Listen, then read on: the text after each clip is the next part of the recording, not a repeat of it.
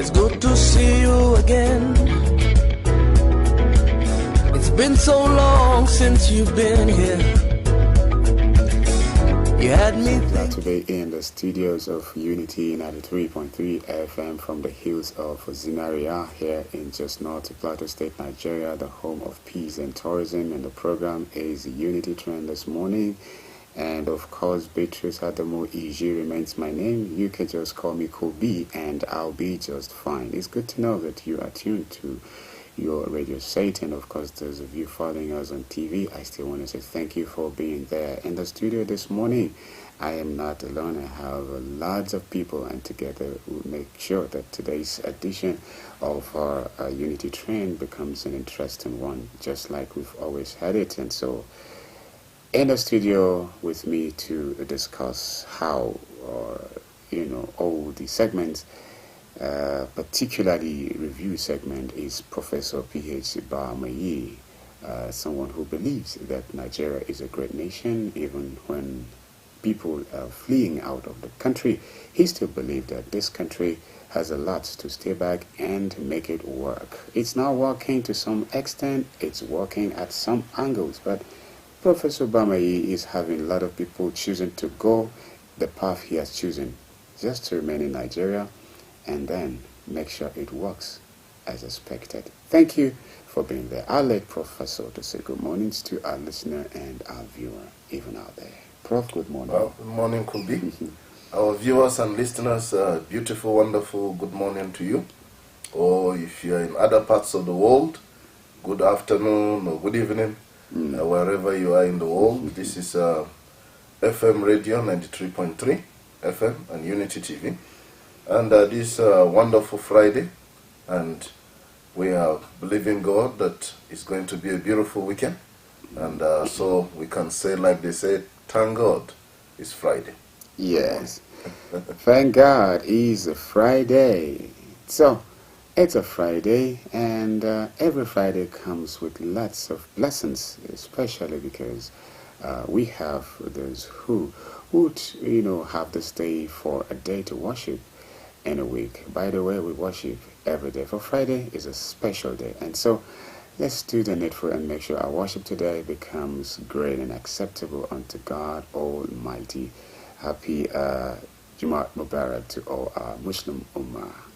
And thank you so much. And again, we will not forget to talk about the need for us to live in peace with ourselves and live in peace with one another. That's what we promote on these stations. And so let's begin to see what we have on today's review segment of Unity Trends.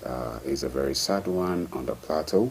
A truck accident involving a truck, and then not fewer than 12 people, so to say, lost their lives as a result of that. It happened somewhere in Kibo. I think it's a real local government here in Plateau State, right? So it's so sad, and we started these conversations earlier this month, even last month, calling attention on how we should be more cautious. We're not blaming this to anybody's fault, but we are rather, trying to commiserate with, family of the deceased. And so, but of course, we'll always at some points try to see if there's anything for us to learn and to cut down, any possible accidents in the future again. Yes. This is sad, viewers and listeners. This happened yesterday, just yesterday, Thursday.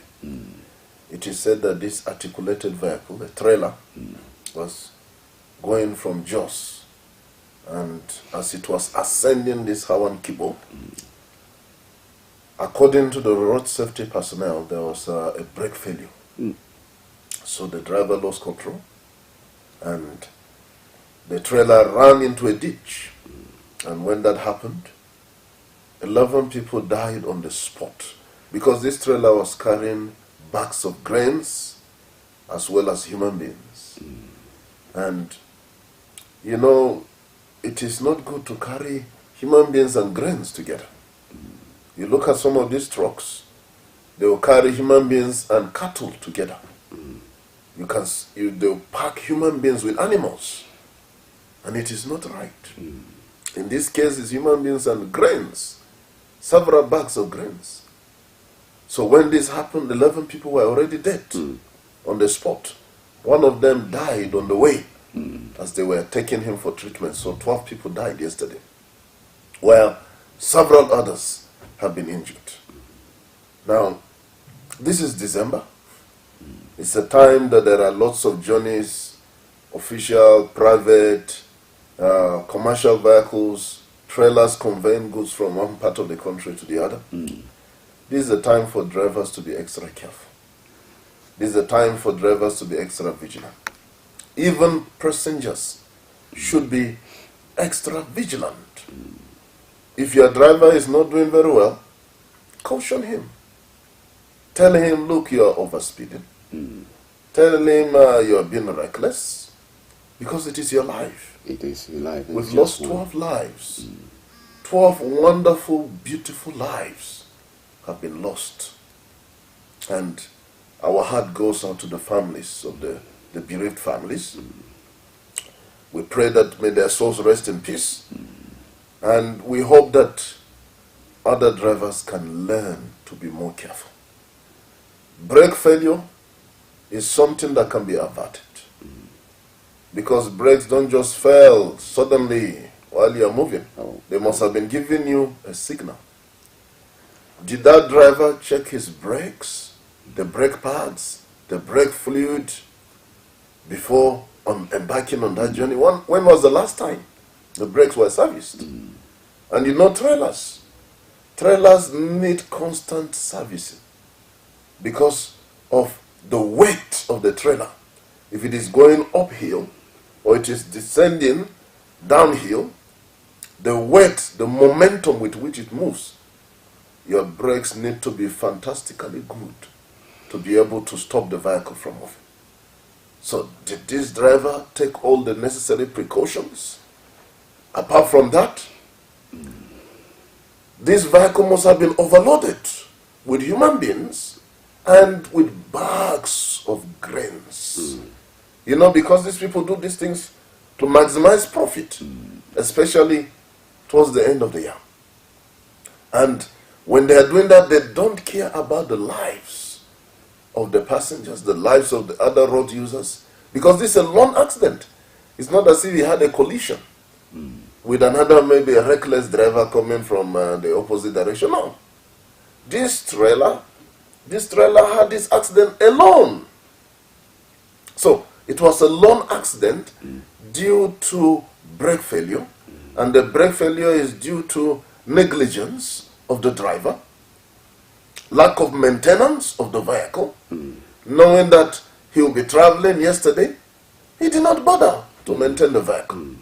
You know, like most drivers do, let's manage it, let's manage it, let's manage it. And they keep managing and managing until it is too late. Now it is too late for 12 lives. Now, families, at least 12 different families have been thrown into mourning. They're crying because they have lost loved ones. Some of them probably were traveling to go and enjoy the holiday, the Yuletide. Now their lives have been lost. And you know, around the country, we've been receiving reports of accidents in different parts of the country.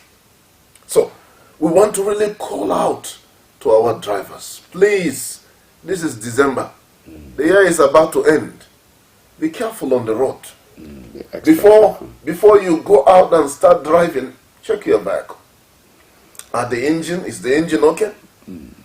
The radiator, do you have enough water there? When was the last time you changed the engine oil? What about your tires? Have they expired or not? Have you taken enough rest before embarking on the journey? Are you under some influence of a substance? You know, these are things we should do. Check yourself. And please don't overload your vehicles. Don't overload and don't overspeed. Because you see, these are some of the causes of accidents on our roads. Don't overspeed and don't drive recklessly on the road. Sometimes you see a driver wants to overtake and he's not looking at, he can't see the opposite direction. He can't see 100 meters beyond. He's at a junction, an intersection, a corner, and he wants to overtake. You wonder, why the hurry? Why are you hurrying not? So please, drivers, Let's be cautious in this month of December. Passengers, please take the initiative to caution the people who are driving you, because it is your life. If they're reckless, you're the one that will die along with them, or be injured or maimed for life. So please, let's not take chances. Yes, of course, and this call also is meant to all road users. It simply means that we'll be having more trucks in our cities than we ordinarily should have, have them in other months, because this month, trust, lots of trucks will be there loaded, having to travel from one state to the other. Absolutely. So all road users, we were meant to understand that when you will cross, you look left, you look right, and you look left again, and then you run across if it's okay. And sometimes, Prof, you have to run until you go into the community, before you stop, and then you are breathing very high because yourself. But these days, you don't have to look.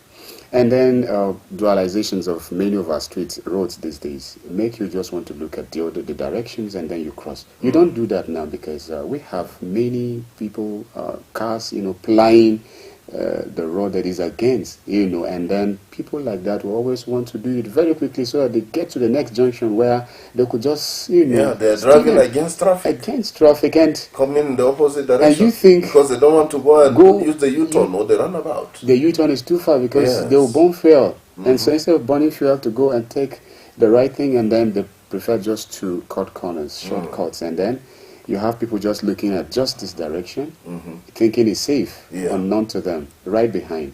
It has been happening, especially in satellite market. Absolutely. We have that issue there. It happens again and again. I think all of us must be very careful. We must be during very this careful. period. Exactly. Pedestrians, before you cross the road, be careful.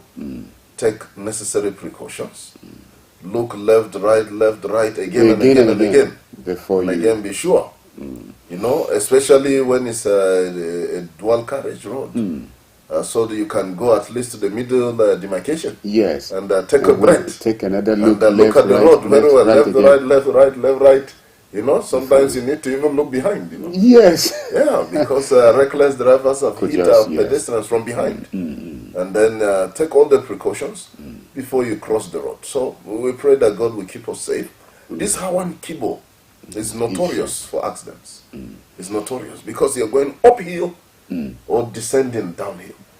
And if your car is not good, the engine is not solid, the brakes are not good, it's a struggle to cross that point. And so drivers must be very careful because a lot of lives have been lost around that place. And it is not because they were not good drivers, but sometimes the vehicle is not good, the driver is good, the vehicle is not good. So you must ensure your vehicle is good and the driver is also good. Especially, our roads these days are very bad because that road is dilapidated. It's a dilapidated road, and plus the additional, struggle, to go uphill and then descend downhill. So drivers need to be extra careful. Passengers must caution their drivers to be as careful as humanly possible. Yes, and again, this reminds me of the same thing we used to have here in Polo Roundabout. You see, when you were coming down from the hill station there. Hill station. Yes, I've seen the government and, I've done the needful, but that the issue is still there. So I think we might have a section where we have to discuss generally and see if we can call attentions. Let's do something permanently so to avert that. Let's just go to see this one that has to do with a Supreme Court decides Nnamdi Kanu's fate today. Remember, sometimes in 2021, he was the Nnamdi Kanu was rearrested, brought back to the country, and then he was arraigned to the Federal High Court, Supreme Court, and then went to the appeal court. At the appeal court, and then today. It's the turn of the Supreme Court. Okay. Nnamdi Kanu was rearrested in Kenya in June 2021. It was an extraordinary kind of arrest, a covert kind of operation in a foreign country. Of course, with the collaboration of the Kenyan government. There is no way they will say they were not part of it. They were part of it. Nigeria could not have just gone there to do it alone. And Nnamdi Kanu was rearrested in Kenya, and then he was brought back to the country. There was an uproar around the world. People said what the federal government of Nigeria under Buhari did was illegal, was criminal. A lot of noise, but they did not bother. He was arraigned in court on so many charges. They kept reducing the charges until the last one was reduced to 14, I think, to 7. The Court of Appeal dismissed, the appeal court dismissed the charges against Nnamdi Kanu. So he was supposed to be released on bail. But again, the government refused to release him. You know, the government of Nigeria, especially under President Muhammadu Buhari, was notorious for refusing to obey court orders. You will recall the case of Sheikh Al-Zazaki, who was given bail several times. Buhari's government refused to release Al-Zazaki. Even when the man was very sick, almost dying in prison, he was not released. I remember human rights. I remember Amnesty Human Rights International Watch, also, Amnesty International, so many NGOs cried out. And even the Islamic movement of Nigeria had protests on the streets. 1, 2 more times, again and again. And yet the man was not released. Even when the court said release the man, the federal government of Nigeria refused. And this is not good for democracy. You have a democracy where the federal government feels they are above the law, that they should not obey the law. They would choose which court orders to obey and which not to, and which ones not to obey. I mean, if you have that kind of government, then other people will learn from them. That's why somebody said one time to Labour that you're disobeying a court order, not to go and strike the industrial court. And the man said, we're learning it from the government, because the government doesn't obey court orders. If there was any court order anyway, which they said they had not seen as of that time when they embarked on the strike, they have not even seen the court order. And even the court that gave the order was also on strike. The industrial court also closed and was on strike. You know, what a contradiction. Yes. So, Nnamdi Kanu, today is his day. I'm sure we'll have some private media who will be covering this live. I hope that they will be allowed to cover it live, because people are interested in what the Supreme Court is going to say about Nnamdi Kanu. But we hope that they will look at the case. Most of the charges against Nnamdi Kanu border on terrorism, border on the fact that he had a radio station where he promotes violence against the Nigerian state.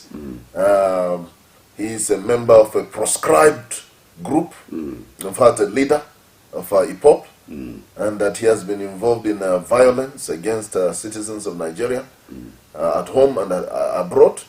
And so we want to see how the Supreme Court will look at it, because the appeal court has dismissed these charges. Nnamdi Kanu should be a free man. People celebrated. But why is he still in custody? So all eyes are on the Supreme Court today to hear what judgment will be delivered. If Nnamdi Kanu is released by the Supreme Court, the federal government should allow the man to go. Let him go free. Cases there. This one is because it's one issue that I believe Nigerians home and abroad, would want to get to know how it comes. That is why even the headline, Kanu's, the courts, the fate of Kanu to be decided today. So all eyes on Supreme Court. And it borders on fundamental human rights. So the world is interested in knowing the outcome. UK, US, all over the world, they are monitoring what is happening. You know that Nnamdi Kanu is a British citizen. Yes. He has dual citizenship.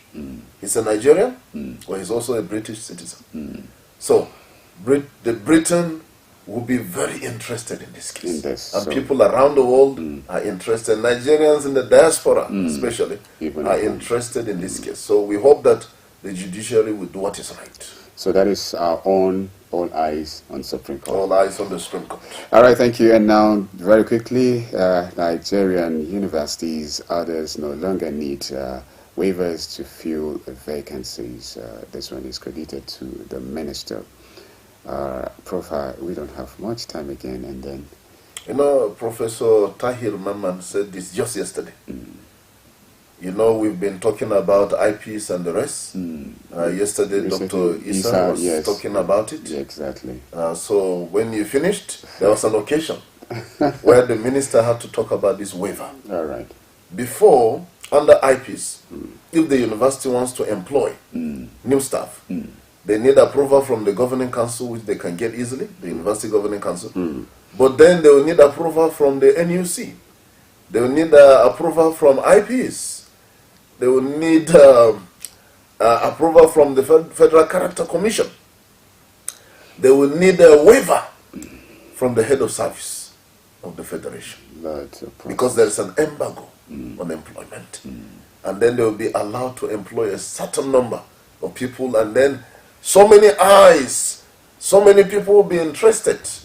The senators, honorable members, you know, governors, everybody is interested in. If they give you a slot for 50 people, the senators will have taken all the slots. But what this implies now that universities have been moved out of IPs because the president said it's with immediate effect. That's the decision of the Federal Executive Council. Immediate effect means immediate effect. Under the military, it means that very day it has taken effect. So with that, it means that universities can employ without having to follow all these processes. That has been for years. So they can employ the staff that they need and follow the normal procedures before the coming of IPs. And I think this is fantastic for the universities because universities are currently understaffed.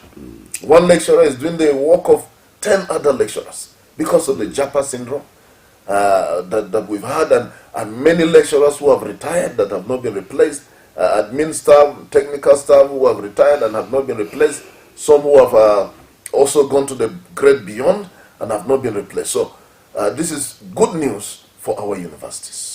Oh, I see. It's good news. And now let's conclude on this, Prof. It has to do with River State, the crisis that has been on even between Fubara and the ex-governor, his godfather, who of course at times are not really friendly amongst them. And so we're still having loyalists, we're having those who are on one side, others on the other side. And so recently we have some 6 commissioners, are resigning. Who have resigned. Just within 24 hours. Within 24 to 48 hours, 6 commissioners have resigned. The commissioners that resigned include the following: the Attorney General and Commissioner for Justice, Professor Zakios Adango; the Commissioner for Works, Dr. Des George Kelly; the Commissioner for Special Duties, Emeka Awoke; Commissioner for Social Welfare and Rehabilitation, Mrs. Inime Aguma; the Commissioner for Finance, Isaac Kamalu; and the Commissioner for Education, Professor Chinedu Mom. 6 of them have tendered their resignation, and more are still coming. We should be expecting some more today. 5 out of these 6 are staunch loyalists of Wike. So it tells you what is actually happening. The 27 members of the House of Assembly in Rivers that defected to the APC are also staunch loyalists of Wike. Wike is a strong man of Rivers politics. I think he's not just leading in terms of Rivers State. He's also having great, loyalists across some other states in Nigeria. Absolutely, across the country. Maybe even one of them, I don't know. Because, he contested, at least at the primaries, to get the PDP flag. So, and he had lots of votes in the primaries. He came second to only Atiku Abubakar.